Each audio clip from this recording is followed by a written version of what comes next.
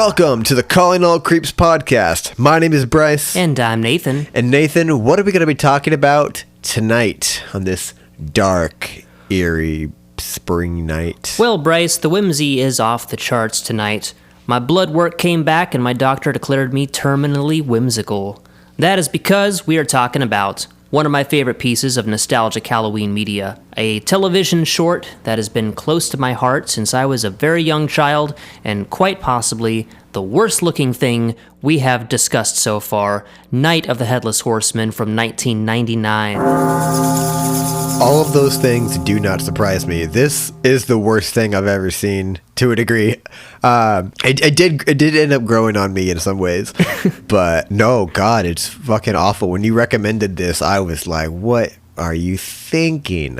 But I wondered what your relationship with it was, and so knowing that you watched this as a child makes a lot more sense, and honestly just completely explains who you are as a person. But go into more about how you grew up with this. Well, I first saw this movie as a young child. I want to say I was like maybe around 10 years old, something like that, and my dad introduced me to this movie. And I actually have a special little treat for you, Bryce, and for our listeners, and that is I actually had a conversation with my dad yesterday, and I recorded myself and my father having a brief little chat about where he got this and what possessed him to show it to me, which I'm going to slip in here just like a couple of minutes or so of that. Oh, well, I love your dad, and I look forward to hearing that. That's awesome. So, allow me to introduce friend of the show, my father. Please welcome Nathan's dad. Introduce yourself. Yes. Well, okay. So my real name is, God, what the hell is my real name? My real name is Michael Paul, and I'm a professional musician. Today we're talking about what? Sleepy Hollow? Yes, we are talking about Sleepy Hollow. Now, just to give people an idea, just a little taste of what my childhood was like. I didn't grow up in a typical house, I guess, that a lot of kids have. A lot of parents just set their kids in front of the TV and let the TV raise their kids. You kind of brought me up with what you might describe as bougie tastes, except for when it comes to television. It's kind of the one area of life where you allow yourself to consume a fair bit of slop. Slop TV. Yeah, slop TV. Okay, on that subject. Yeah, it was kind of like that. It was, if you go back far enough in my life to when I'm a little kid, a lot of it was because I was too young and dumb to know any better. But as I got older and my taste towards other things started to get more sophisticated, you're right. There was this big chasm between my taste in, say, movies and my taste in TV. They couldn't be more different. And the way I looked at it was this. I had two favorite poisons I would consume when it came to media.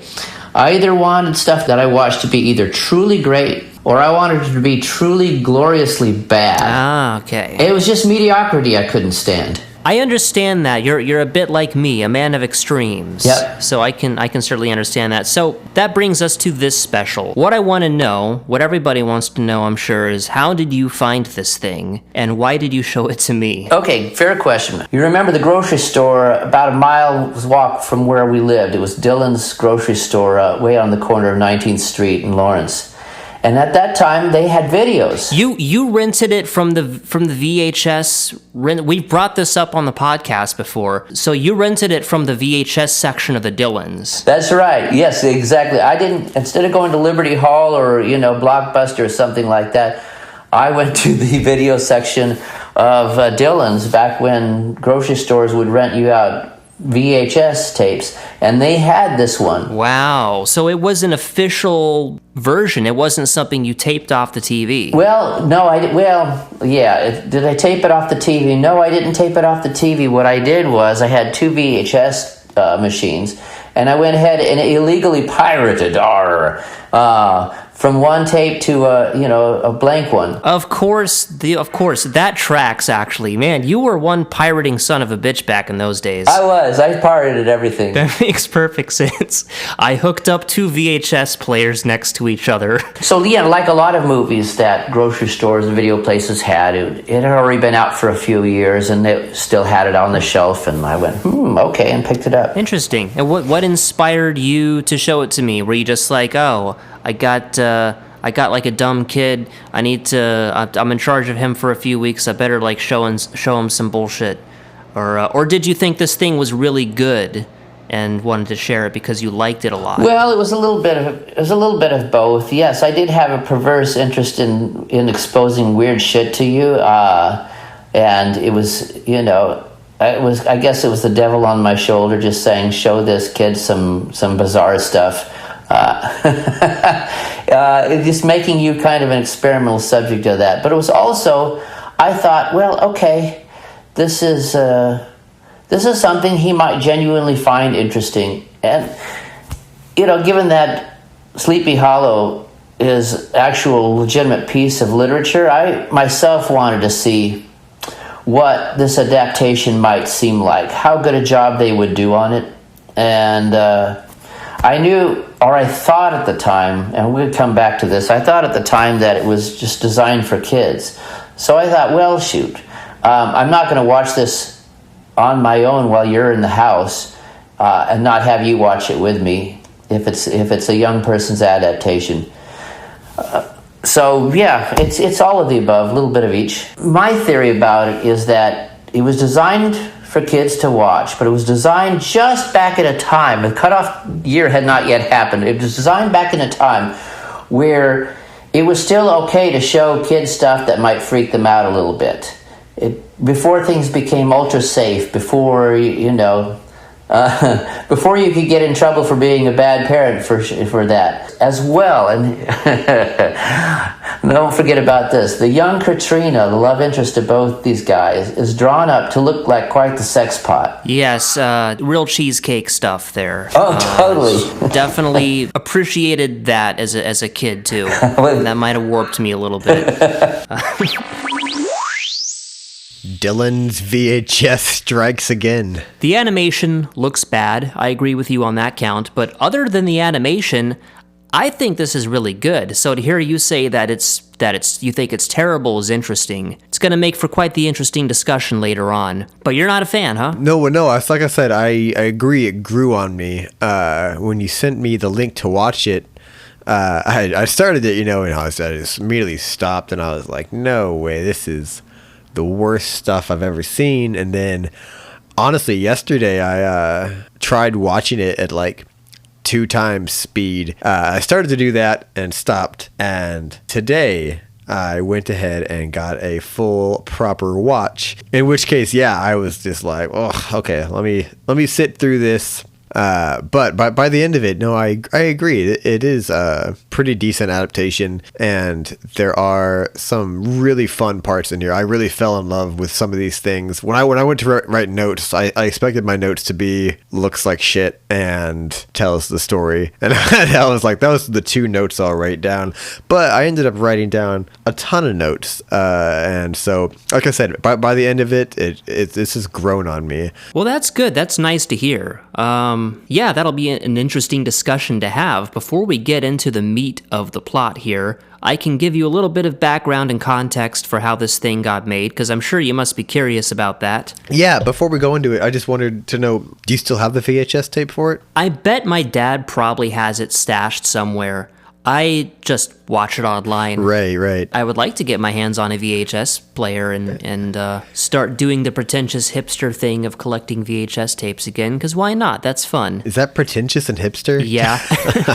My other question was, when your dad decided to show you this, did he also find it fit to show you other versions, or was this just the version you guys watched in October? I'm so happy you asked, Bryce, because yes, he did show me one other version, and that is the Tim Burton film Sleepy Hollow from the same year, which we're going to definitely talk about at some point. I actually freaking love that movie, which is not surprising to you, I'm sure. That was the other one he showed me. Wow, okay. So I would watch this with my dad, and I also watched Sleepy Hollow with my dad. I like the Tim Burton Sleepy Hollow a lot better as a movie. However, it's extremely different, has almost nothing to do with the story. This, what we're talking about tonight, is a much better actual adaptation of the story. Yeah, have you read the story or seen other adaptations like The Adventures of Ichabod Crane or anything? I have read the story. I just reread it recently. I love the story. Yeah. I think it's just a wonderfully written tale. Washington Irving's writing is just unbelievably good, still extremely readable. Oh, such an incredible author. Yeah, I just reread it. Yeah. So but that's my background with it. I was going to ask you if you had any history with this, but obviously you don't. Not since yesterday. No, not with this at all. Honestly, my history with The Legend of Sleepy Hollow at all is pretty vague. I feel like it was one of those stories I never watched or read growing up, but just through consuming media just kind of acquired kind of the general idea of it. It's just always been around. Yeah, like I never had to watch a movie or read a book to know kind of what happened with the Headless Horseman. And only adaptation I've probably actually seen, I mean, again, they show bits of it in all sorts of media, but I did see The Adventures of Ichabod Crane probably just a few years ago, though. Not very long ago. And that's the Disney version? Yeah, the Disney version. Okay. Yeah, I've never seen that. Yeah, I'd never seen it till a couple years ago, and then since watching that, I decided to go and read the book. That is actually an incredible adaptation of the book. I don't even like the Disney version of it very much.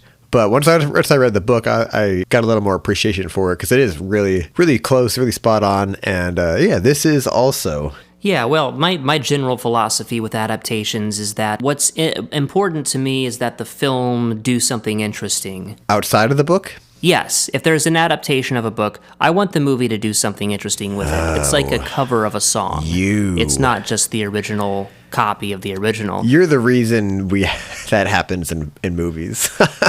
I didn't know people like you. I assumed everybody else agreed with me where I want it word for word, breath for breath at an adaptation. I don't even want a slight change. I mean, if they're gonna change a hair on someone's head, throw the whole adaptation out. Generally, because it's different than a cover. Like, I've already heard the song. Yeah, I want someone else to put their own spin on it, but when it comes to book to film, it's not that I want someone else's spin on it as much as I just want to see what I've read. I would say that I want the movie to be good. Like, you yourself say that you don't like the Disney adaptation all that much, even though it's extremely accurate. I want the movie to be good, bottom line. If it captures the original spirit of the story, that will matter to me. Otherwise, just copying it word for word, that just feels like an entirely pointless exercise to me. The story already exists. Yeah, but you wanna see it, I guess. I don't know. I see what you mean. I would say that's a good point too, though, when I say that I did get a better appreciation for the Disney version after reading it. I would almost say, like, I'm not even sure I'm that big of a fan of the story in general. While I think the way it's written is really good, and I think his writing shines story-wise, it's pretty good. Almost just the ending part's the only interesting part of it. Oh, man. Okay, so we actually disagree about quite a bit here. That's good. That makes for a better episode. Let's get into this one. Yes. Let's get into, first of all, some of the background production stuff. This special was produced by the Hallmark Channel. And as you know, the film is based on the 1820 short story by Washington Irving. And this is, I guess, a spoiler alert of sorts, even though you should definitely know this story already if you're listening to this. I don't know how you could possibly go through life without knowing this story, even if you've never actually read it, since it's just about the most quintessential Western ghost story there is. The short story itself is a classic and a really delightful read. So, in 1999, a computer animation was on the rise in popular entertainment. Big Hollywood productions like Jurassic Park and Independence Day made liberal use of the new technology, and some of which still holds up, a lot of it doesn't. Actually, the T-Rex in Jurassic Park still looks shockingly good considering. Really good. But it was still very much a new technology, and the jankiness of early CGI becomes most apparent when you look at stuff like this. Stuff with more of a TV budget and not a Spielberg budget. Now, this special had something of a star-studded cast, most notably with William H. Macy in the starring role as Ichabod Crane, probably due to the novelty of the new animation style, so it's not like this thing didn't have budget. It just wasn't, Steven Spielberg levels of budget. The majority of the animation for this film was done through a process called motion capture, which is the same process used perhaps most famously by Andy Serkis in the Lord of the Rings movies a few years later for the character of Gollum. And for anyone who doesn't know, motion capture involves basically pasting a bunch of sensors onto a performer's body that can pick up the movements that they make, and this information gets uploaded into a computer and mapped onto a 3D character. So think of a cutscene from a video game, and this kind of looks like a PlayStation 2 cutscene from 20 years ago, come to think of it. Yeah, it just screams video game, just screams cheap video game the whole time. But I had no idea that this was motion captured like that. The movements are so inhuman. I figured there was no way that a human could have been used to map those movements out.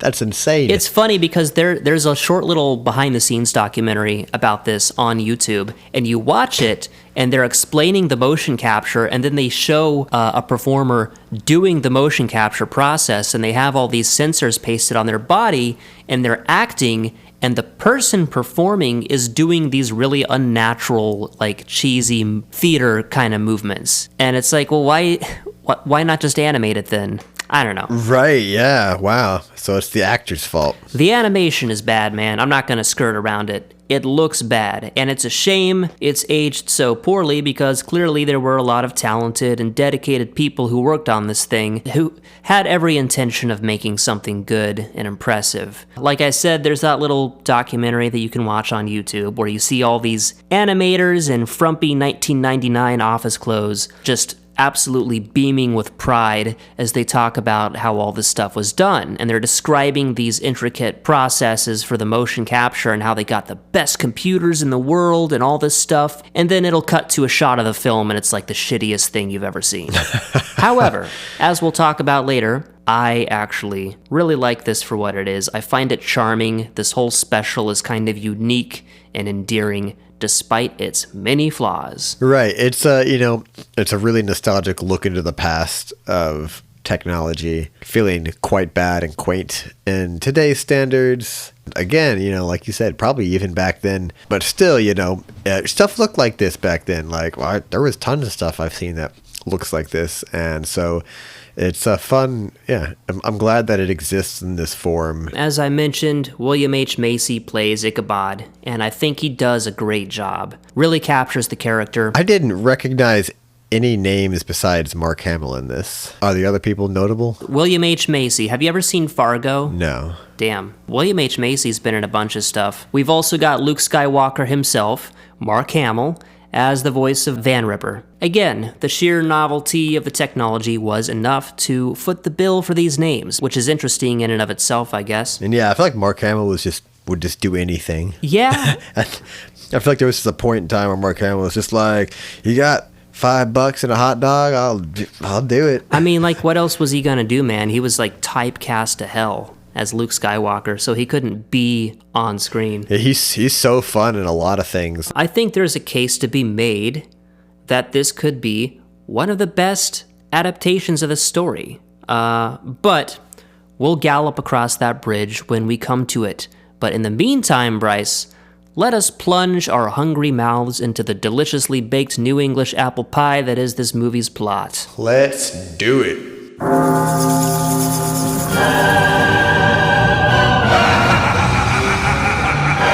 The movie opens with an eerie, badly rendered shot of a fog-soaked landscape. The credits roll over spooky shots of cemeteries, dark forests, and full moons. Real classic spooky type shit. Yeah. We see a man running from the Headless Horseman through the woods, and right off the bat, we get our first good look at the Horseman in all his glory. This movie does not keep you waiting. You see him in the very first scene. He chases this guy to an isolated house where the man collapses, exhausted, believing himself to be safe. But the Horseman sneaks up on him, overtaking the guy and plunging his sword into his fucking flesh, dude. You get a visual of the victim's lifeless hand falling to the side, his blood pooling around it, and some actually rather gruesome sound effects, and then you see the Horseman walking off with the guy's severed head. Pretty intense intro, wouldn't you say? Yeah. My thought was this opening scene was just nightmare fuel with the animation but the music and like the use of the thunder in there, I thought was so good. But yeah, fun, lots of spooky stuff to see. But yeah, definitely just like a horror video game hell of an intro. But the music was top tier. That really caught me. Yeah, it's kind of shocking how good the soundtrack is. And like, yes, the animation is bad, but the actual camera movements and angles and editing and stuff, like, it's well directed. It's very well directed, bad animation. Right. I know that's what got me at watching this was there's quality in this nightmare.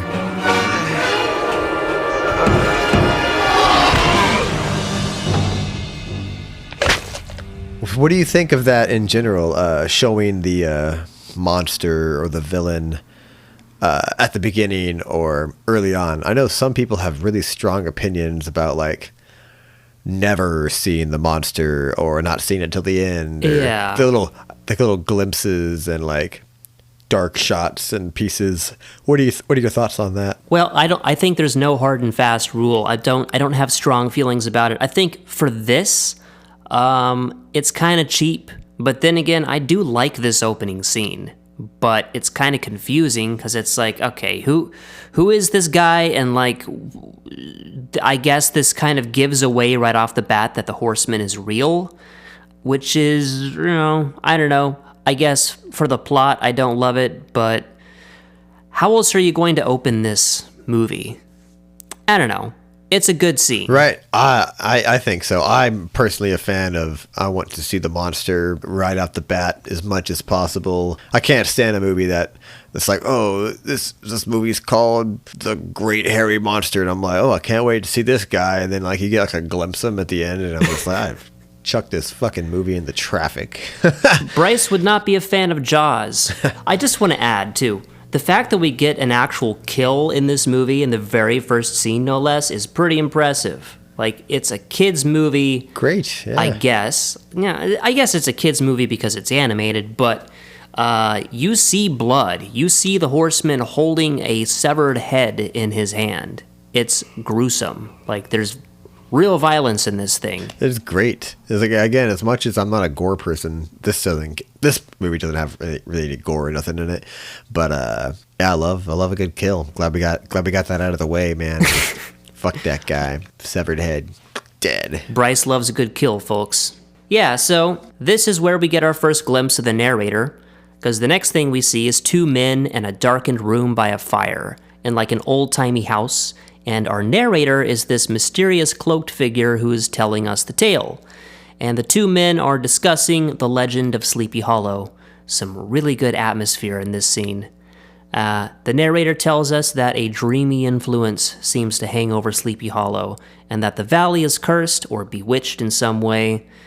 He tells us that the Horseman is the spirit of a headless Hessian mercenary who died in the war, which we can safely assume is the American Revolution. Right. At this point, we are introduced to the protagonist of our tale. Two men come riding down the dirt road on horseback towards Sleepy Hollow. Old Van Ripper and our hero, Jimmy Neutron's dad. Ichabod Crane, who looks just like Jimmy Neutron's dad. Oh, that is kind of funny. He kind of does. He kind of does. So Ichabod is presented, in my opinion, very accurately to the book. He is a feeble, cowardly, harmless man, brainy and kind of sniveling and annoying, but mostly pretty harmless. Van Ripper is showing him around, and he's like, yeah, so you're like a fancy pants teacher and probably don't believe in all these ghost stories and stuff, do ya? And Ichabod says that on the contrary, he is most interested in the local folklore. Van Ripper shares some spooky anecdotes about the town's history. He points out a tree where some traitor got hanged, a hut where a witch is supposed to have lived, and, dare he say it, the Headless fucking Horseman. So we learn a little bit about our Ichabod. He's poor as shit and a bit of a romantic, or at least a romantic opportunist. When Van Ripper points out the Van Tassel farm and tells him about Katrina and her family's wealth, this sets Ichabod's gears a-turnin'.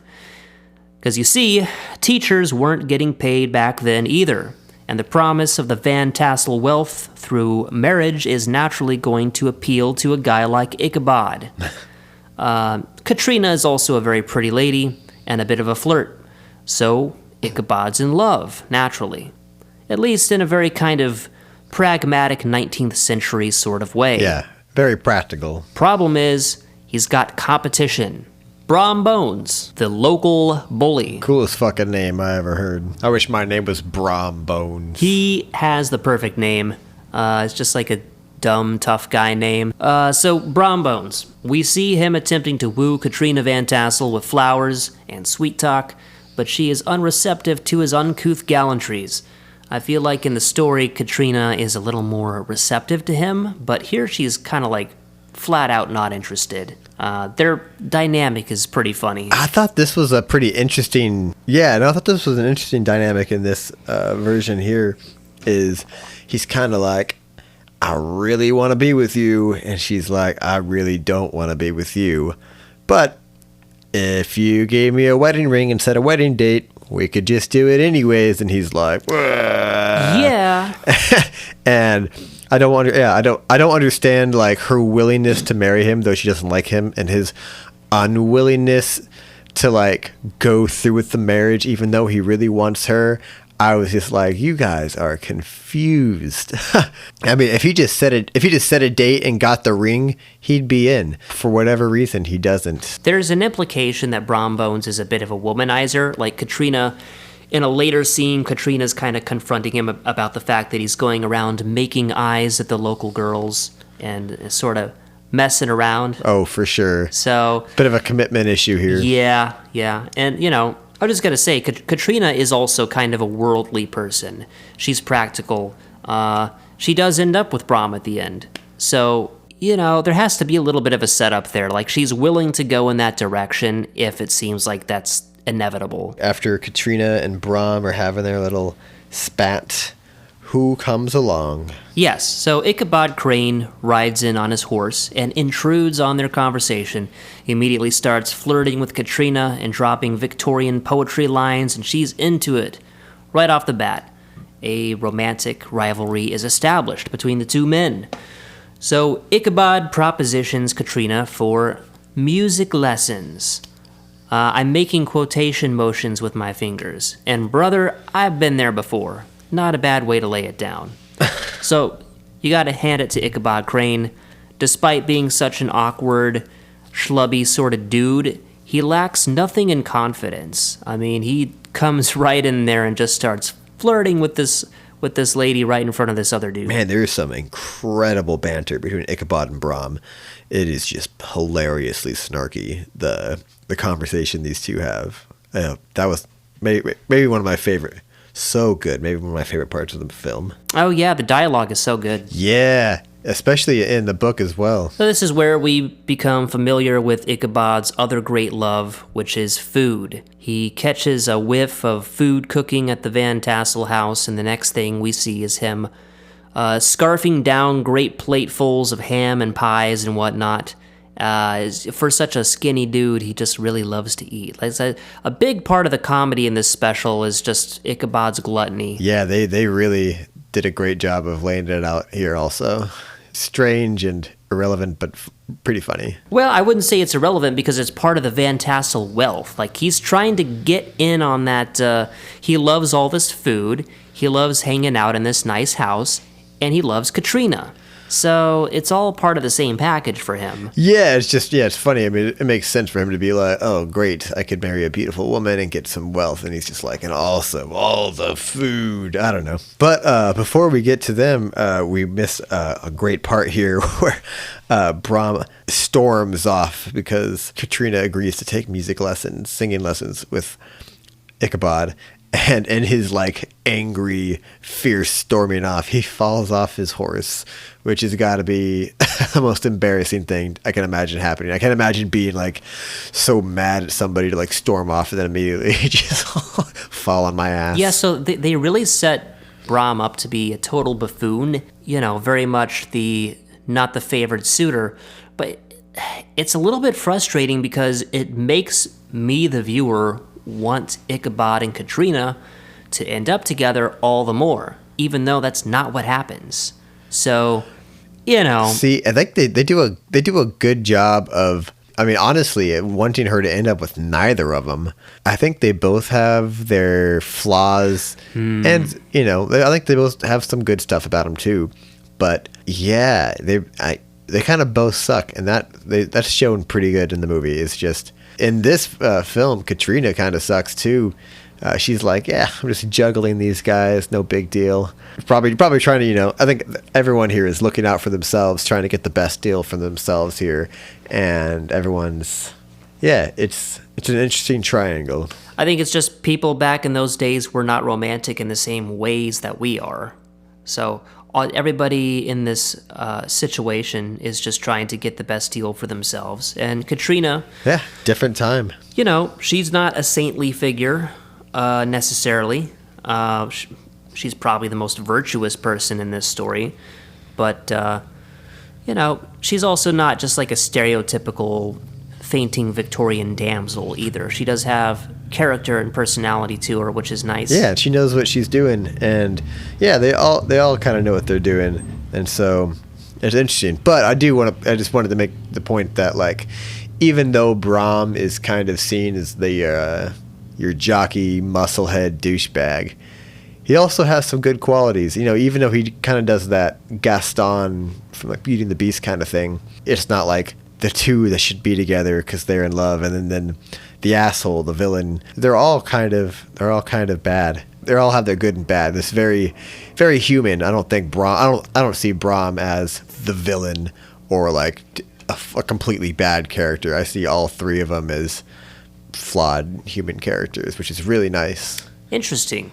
Yeah, I guess that's a little bit of a different take than I have. I think Brahm sucks. Really? No, I think Brahm very much on Ichabod's side. Oh, darn. No, man. Ichabod also just sucks. And in some ways, maybe a little bit more. I think Brahm is a little bit louder about his flaws. But I think he might care for Katrina deeper inside than Ichabod flowers it on the outside. Well, deep inside, he's just like, yeah, I just gotta get this chick's stuff. I'm just gonna act real nice so I can get attain all of her stuff. And she's like, I gotta get the best guy. And yeah, Brahm's flawed also, but I think he might care for Katrina more as a person. Good and bad qualities. I guess if that's the metric that you're measuring it by, I would say that the way Brahm expresses his affection is often inappropriate. I think that he's just not. He has a bad temper. He can't control himself. He's deceptive. He doesn't really care about the word no. Yeah, no, and obviously that's never good. You should always listen to someone when they say no. But I think he's got more of an immature child boyishness to him. But at the time, you know, I think he's kind of just got just like a rowdy boy in him more than Ichabod is like cunningly like deceiving this woman to take her things. Brahm's just kind of childish and rowdy and childish, and also a womanizing douchebag, like, no doubt. Both of these guys are coming from a place of economic disadvantage compared to the Van Tassels, which is interesting. It's a role reversal, and maybe part of Washington Irving's original intention for the comedy of the story is this kind of switching of rich woman and poor guys rather than the other way around. Right.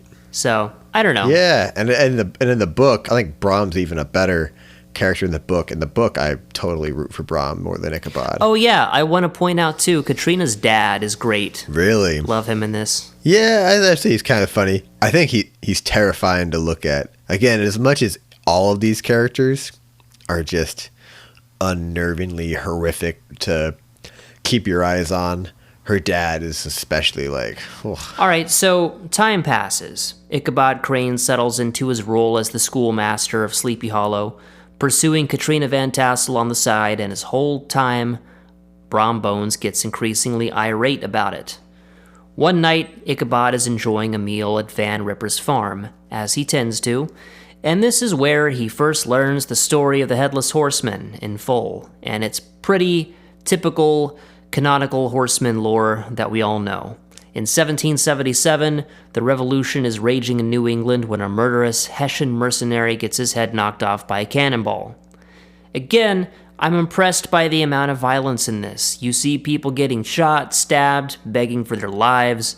It's actually kind of interesting how they depict the horseman's origin story here. The Hessian viciously kills a guy who is pleading for his life, stabbing him with his sword, and before he croaks, the soldier lights a cannon and blows off the horseman's head as a last act of revenge. Taking a cannonball to the head is a fucking awesome way to die. And yeah, what luck. Pretty lucky shot. Dude, yeah, the Hessian, he's going off. For this guy to be able to light this cannonball and like aim and directly take his head off, fucking awesome. I mean, awesome for both of these guys. Great way to die, and what a great little revenge for this guy. God, I would be like, God, that was sick as shit.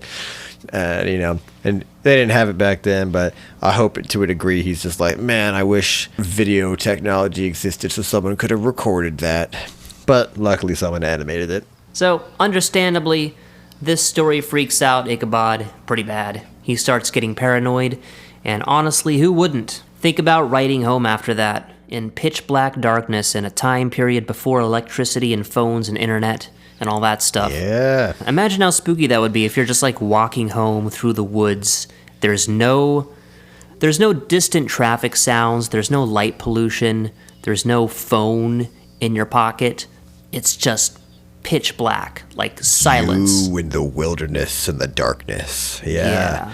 Oh no, I'm very familiar with it. I've done that many times myself. I do it on purpose sometimes. There's a great short story specifically about that, about like a walk in the darkness where like the guy's flashlight goes out and he has to walk this pretty unknown thing, and he just thinks of like the stories that he's heard, and it's just, and I'm sure everyone's felt this. If you've ever walked at night anywhere, all of a sudden every little noise is amplified, and it's terrifying. That's the great scare of this story, that terrifying unknown of walking home in the dark and just letting what you imagine it's just a bullshit story, it's made up in the light of the day, it's not going to bother you, but as soon as you're alone in the dark, all of those little thoughts start to build and add up, and it really works over your mind. The reason the Headless Horseman rides is because he lost his head, and so he was buried without a proper tombstone. And this is your classic ghost story. They didn't get a Christian burial, or your tombstone's messed up, your body's lost or unmarked. And so that's the situation here. The tombstone reads something to the effect of like, it sucks to not put someone's name on this, but we don't have this guy's head or face, so we don't know who he is. And and that's why he is looking for a head, any head, which I love. But so he can like get his tombstone rewritten. And that's just such a classic ghost story trope. Would that bother you, Nathan? Assuming you become a ghost afterwards, would your tombstone being wrong or some little issue with your burial like that, would that give you reason enough to come back and haunt until it's fixed? I don't think so. Would I have to do that, or is that something that the horseman chooses to do? I think it's something that the Headless Horseman chooses to do. Like he wants his headstone fixed. Oh. I'm pretty sure. I don't know, man. So if you were improperly buried, or your gravestone didn't have a name or was the wrong name or something, would you choose to come back and like, would you like to haunt until that's corrected? No, not unless. I mean, is the alternative being in hell or something? Because it just seems like would be kind of depressing and boring and pointless. I mean, I guess it's just if it matters that much to you, I assume whatever your own personal fate. But yeah, I mean, would your tombstone being wrong, would that bother you enough? No, I don't care about that stuff. Shit, man, when I die, just cremate my body, throw out the ashes. I don't give a shit. Like, when I'm dead, I'm dead. I don't care about a tombstone. I don't care about any of that nonsense. It means nothing. That's crazy. Oh, wow. I would say I have the exact opposite. I would say that's the most important thing in the world to me, and I would totally vengefully haunt until it was corrected. Like, you live your whole life, and all you get afterwards is the tombstone. And I think a tombstone's got to be the most important thing you have, because at some point in time, it's the only thing you have. And I think a tombstone should be perfect and should sum up the entirety of your own life. I do love to see a tombstone that, like, gives you a little insight on somebody. And so I understood this when he comes back for that, because it would also bug the hell out of me. Yeah, I just don't think that my life is that important. I mean, like, in 100 years from now, nobody's gonna know that we existed or care about what we did unless we're famous. So I don't know. I just it's all just farts in the wind to me. But your perspective is interesting. You don't care about being forgotten? We're all going to be forgotten. It is inevitable, Bryce. We're all going to be forgotten. I mean, to a degree, inevitable. But, we know who a lot of people are who are dead. Yeah, I mean, you wouldn't like to be one of them? No, I don't give a shit. The only thing that I want people to care about is my music. So if somebody comes across, like, just accidentally stumbles across one of my songs on the internet somewhere in 30 years, cool. Everything else about me, fuck it, man. All right. Yeah, different on that. All right, now let's get to this stupid fucking kid in this classroom. Tell me how much you hate this fucking kid. Yeah, there's like a little scene with Ichabod teaching the local school children, some very creepy looking children. You just got some kids acting up in class, and you've got Brahm outside the window telling one of the kids to spook Ichabod with horseman bullshit, like, it's a whole thing. Yeah, 'cause isn't Brahm, like, hitting him with like a slingshot, slingshotting rocks at Ichabod? It's like throwing stuff at him, and he tells the kid, it's very sketchy. There's like this grown man outside the school whispering through the window, "Hey, kid, tell him that it's the Headless Horseman," which is completely ridiculous. No, I think it just goes to show Brahm's very fun, childish nature here. Wow, your interpretation of this character could not be more different from mine. I think this is a very bad man. Oh, really? Oh, man, I like this. He's just like, I'm going to go play a little prank on this guy. And he's like, I'm going to, this person in touch with this inner child who can get down with those school kids and seem like the cool adult and be like, yeah, we're going to, pull a prank on this guy and we're going to freak him out. And I don't know, it's, again, I'm not saying good, but slightly charming. Yeah, you'd probably end up in handcuffs if you did that nowadays. Bring back slingshotting teachers. Yeah, so, like, Brahm's just doing his Brahm shit, playing tricks, and generally intimidating Ichabod to drive him away from Katrina. Katrina's father comes across Ichabod and Brahm Bones having an argument about Katrina, and taking offense to Brahm's cocky attitude and possessiveness of his daughter's affections, invites Ichabod over for dinner. But regretfully. You get the sense that while Ichabod is seen as a bit of a nuisance due to his gluttony, he is preferred over Brahm, who's just a bully.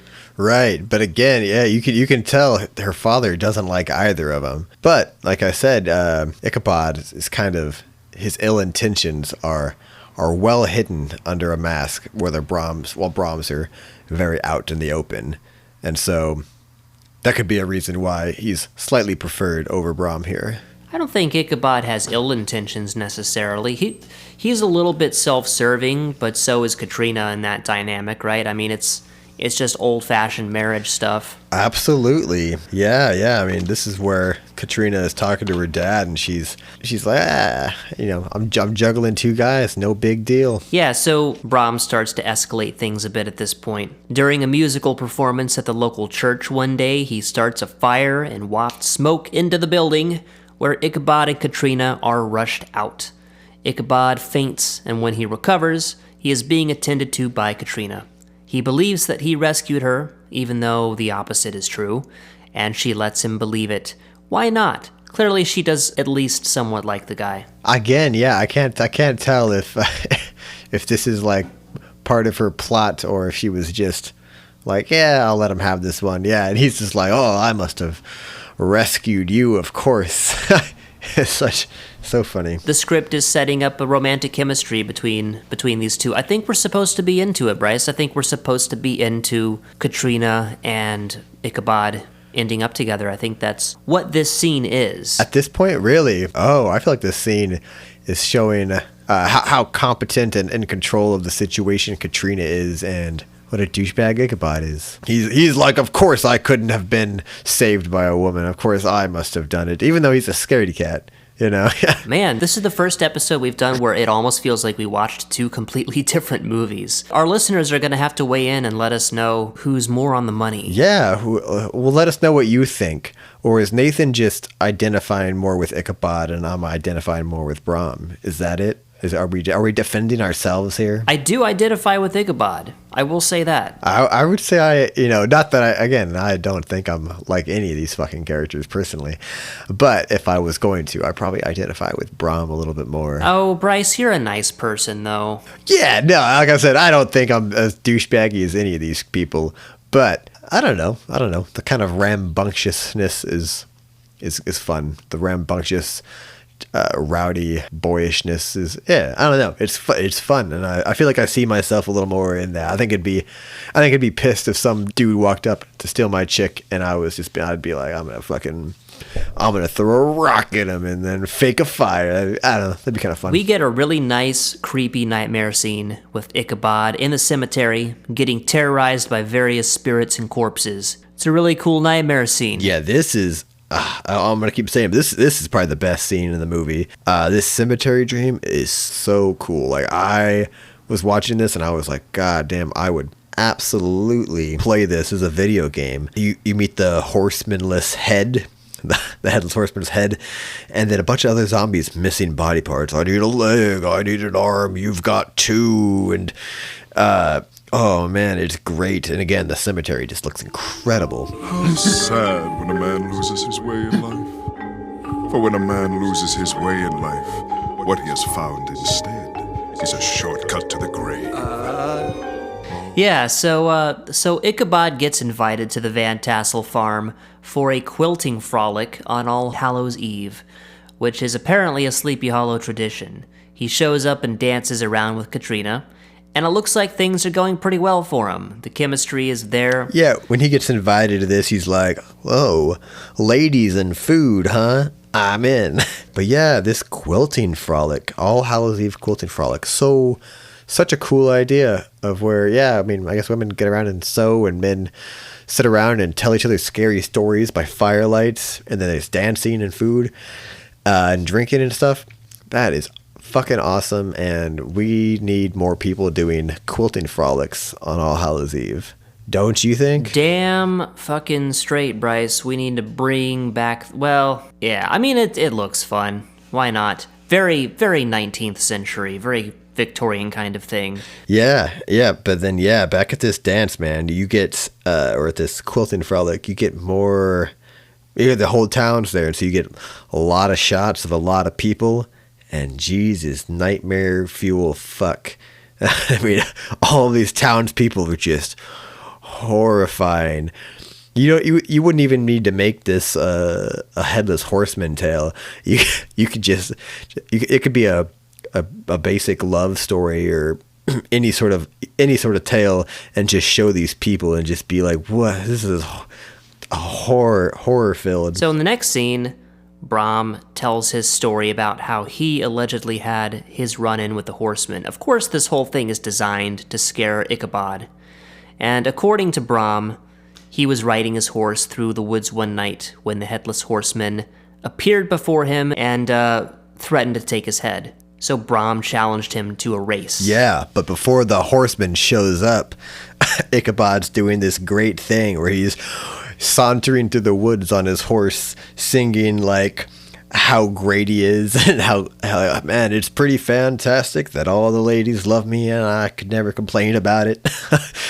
He's just walking along singing this song about how great he is, and then it's just so funny. And then the Headless Horseman shows up. Yeah, so the horseman shows up, threatens to take his head. Brom challenges him to a race to the old bridge. So there's this chase sequence where Brom is trying to get to the bridge. I don't know why the horseman agrees to this, but he does. Brom manages to cross the bridge, and the horseman dissolves into thin air. Yeah. Oh, but even before he reaches the bridge, the horseman is so intent on catching up to Brom, which again, you can just tell this is a Brom story. He's singing about how great he is, and then seeing how brave he is also to challenge the horseman and then win. It's a pretty funny, look how awesome I am story. But yeah, the Headless Horseman is so intent on getting him that he summons these green ghost minions from, I don't know, out of the trees, out of the ground. And like, so not only is the Headless Horseman barreling down on Brom, but all these like really great CGI green ghosts are going there too. Such a cool scene. Brom manages to cross, and the horseman dissolves into thin air. Brom concludes his story by warning Ichabod that if his horse be not fast enough, any head will do. And this seems to have the intended effect of freaking Ichabod out. Ichabod takes off, considerably shaken by the tale. And the atmosphere is very eerie, the moon is absolutely massive in the sky. Finally, after prolonged paranoia, a horseman appears before him. A headless horseman. Ichabod is chased through the woods by the apparition. He makes a mad dash for the bridge, hoping to cross and escape the horseman's clutches, just like the legend says. He does indeed reach the bridge, but the horseman chucks a flaming jack-o'-lantern at him, and the screen goes black. The next morning, Ichabod's horse is found alone. The schoolmaster has disappeared. Brom Bones marries Katrina, which I really hate, but there it is. And the story concludes. We rejoin the two men at the fire. Our narrator unveils his cloak and reveals himself to be none other than Brom Bones himself. His companion, named Irving, doubts the veracity of the story. Brom responds by removing his head and handing it over, and it seems the idea here is that he made a deal with the Headless Horseman to get rid of Ichabod. An exchange became like a zombie monster thing.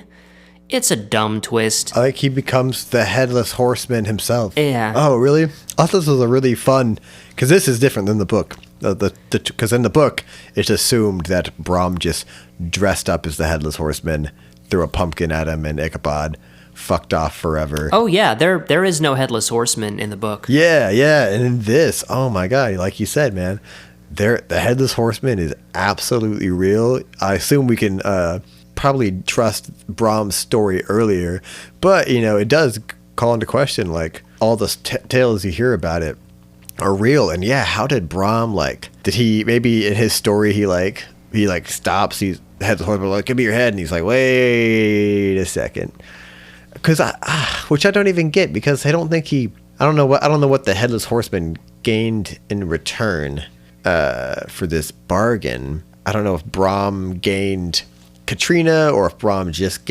scaring off Ichabod. Yeah. But Brom ends up assumably becoming the Headless Horseman, taking on the role, and maybe that lets the Headless Horseman rest. But I don't know if the Headless Horseman ever gets a head, because Brom, while his head is detachable, keeps his head. I don't know how that works. But yeah, twist ending. No, but it's fun though. I thought it was a fun, different twist take on it. Interesting. It's the one thing I kind of don't like about this movie. It doesn't make a whole lot of sense. So he's just this rotting headless horseman zombie guy the entire time he's married to Katrina. And she's just like, okay, that's fine. No, I think it's after she dies. I assume it has maybe that's in this tale the reason he gets married to her. I think he maybe part of his deal is like I want to be wed to Katrina or something like that. And then once it ends, then he has to go take on the role of this undead creature, and then he goes around telling stories about himself or something. But I agree this could have been thought out and done better. But I think the idea is slightly better than the original story. Well, I like the original story and the ending. The monster not being real is always kind of lame, or like all of this happened and then it was just a dream. It's kind of one of those tales where you're like, oh, okay, so there was never actually anything to worry about, and the cool monster isn't even ever real or anything. But this, I like that this made the Headless Horseman real. I like that part. Okay, well, that's what takes us out. And right to the very last plot point, we find ourselves completely at odds. So this is going to be an interesting post-discussion here, where we can dig into some of the different feelings that we have about this movie. So, let's begin with ratings. What did you think of this movie in terms of, first of all, how many disembodied skulls out of 10 would you give this, Bryce? I'm going to give this a 2.5 disembodied human skulls out of 10. Holy crap. Wow. Damn, you hated this. Well, did you? Does that mean you hated this? I didn't. Again, some parts grew on me, but I guess before it grew on me, yeah, I would probably never ever watch this again. I think I'm trying to think if there's any redeeming parts. If there's anything about this that, again, the twist ending is sort of fun, and some of the Headless Horseman shots are cool. Like I said, some of the purple fog, green ghosts kind of things are pretty fun, and I do like the bickering part near the beginning between Brahm and Ichabod. I thought that was just really hilarious. Just how snarky they were, fighting back and forth to each other, like dissing each other. But outside of that, yeah, I don't think it added anything worthwhile, anything noteworthy. I don't think it did anything particularly well. If anything, I think most of it was done pretty bad. I think the music at the beginning and the music in the credits at the end were very good. Like, I want to point out the good things I liked about it, but it's fun that Mark Hamill narrates it. Yeah, generally no. This was just an all around. So I did like some parts of it, but generally, yeah, kind of an all around super flop for me. This was pretty bad, pretty rough. I'd probably never watch this again. Huh. Okay. I give this 7.5 disembodied human skulls. I think it was delightful. I think it's my favorite version of the story apart from the Tim Burton one, which is, a much better movie. But this is for TV, and it's more of a straight-ahead adaptation of the story. And in that, I think it's a very good one. I think that the voice acting is all very good. I think the score is very well done. The animation is bad. It's like just about the only thing we agree on with this movie is the animation looking bad. I will definitely give you that. Do you think you're blinded by nostalgia? I know sometimes I'm sure I am. Sometimes I'm sure, like, I watched it as a kid or it's the first version of something I watched, and therefore it just is near and dear to me. I am nostalgic for it, but no, I think, yes, the animation is bad. I think everything else about it is genuinely pretty well done. I think what's going on is, through doing this podcast, I'm just discovering that we have very different tastes, which is fine. No, I mean that's what makes this podcast interesting, in my opinion. Is dissecting that. But yeah, I think what's going on is we just have very different tastes. Yeah. And to me, this is very good. So I don't know. Our listeners will have to decide for themselves, I suppose. I guess we can link the episode itself or something. Yeah, I think you should. I think I think you should, if you haven't seen this, I think you should watch it.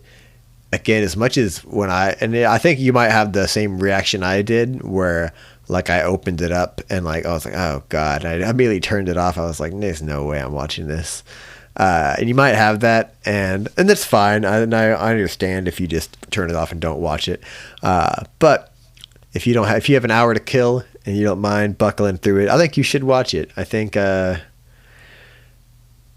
think the Headless Horseman again is good in general. The Legend of Sleepy Hollow, whatever, is good, and so it's good to have another version of it. And I think again, just a time capsule into how cutting edge technology looked at the time, and I think that's the only reason to watch it. It's just because it looks so silly.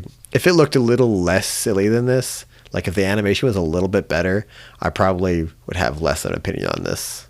But it's so bad that it stands out as something to watch. Well, I would say I can't blame anybody who doesn't like this, but I would say that if you like the original story, if you like the Washington Irving book, watch this, because it's very faithful to the original spirit of the story. I think it totally captures Ichabod Crane as a character. I think the Ichabod's dialogue and his performance by William H. Macy is just utterly delightful. It's probably my favorite on-screen Ichabod. Yeah, dude, if you like the story, I would say watch it. I don't blame you if you don't like it, though. Even just if the animation alone turns you off. Yeah, and if you don't, I would say go watch the Disney version. And so if you're wanting an animation or a film version of the tale, yeah, Nathan recommends this. I'd probably recommend, I don't know. I'll have to look up what other kind of versions there are and see if I can find, again, because I don't even like the Disney version that much. I'll have to see if I can find a different version. Maybe there's an even better version out there. I don't know. These are probably the only two adaptations, like true adaptations I'm aware of. I've never seen the Tim Burton Sleepy Hollow, and so I don't know anything about that one. But these are the only two I've seen, I think. All right, well, I think we've about exhausted the subject. As far as this version goes, we've both spoken our piece on it. It's the duality of man, Bryce. Oh, we are like a yin and yang of Halloween. The world is divided into people who like this movie and people who don't. It's all a matter of opinion, unless the opinion is mine. In which case I'm always correct and I don't know why I haven't been made president yet. But in any case. No, the saying is the Bryce is right. I'm always correct. That's true. At least I haven't been wrong yet. No, but thank you so much for making me watch this, because I've never heard of it before, and I never would have considered watching it unless I had to do it for this podcast. And so I'm glad. I don't regret watching it. I'm glad I watched it. And so thank you for that. Well, that's good, because we're still in the easy part of like the podcast, where we're still kind of in the early days where we're both picking obvious choices. As we get deeper in, eventually I'm going to start recommending things that I know for a fact you're going to hate, like Friday the 13th movies and stuff, but we'll get there when we get there. Eventually. Yeah. No, I'm excited for some deeper cuts. Not that Friday the 13th is, but I'm also excited for more things neither of us have heard of. I'm excited to get into more new stuff. With that in mind, Bryce, do you have any closing statements to make about this Hallmark version of Night of the Headless Horseman before we say goodnight? Check it out. Please consider dressing as the Headless Horseman for Halloween this year.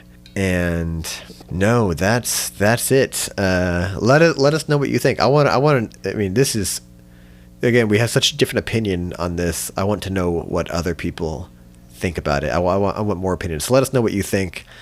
Nathan, any more thoughts on this particular TV special?